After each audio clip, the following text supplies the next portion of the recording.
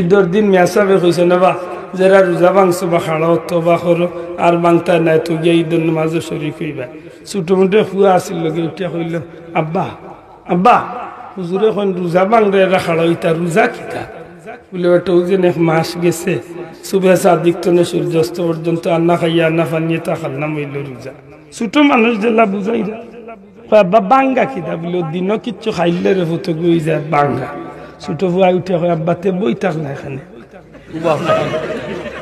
নেশাবে নইছে রোজা ভাঙরা উবাইতা তুমি বলো গেলে উঠো তুমি নো ডেইলি জোর বাদে উন্দালো আমাইয়া ভাত খাইতে দেখতো ইলা খামাইয়ারা নাই আমরা দেশ মাতালা নাই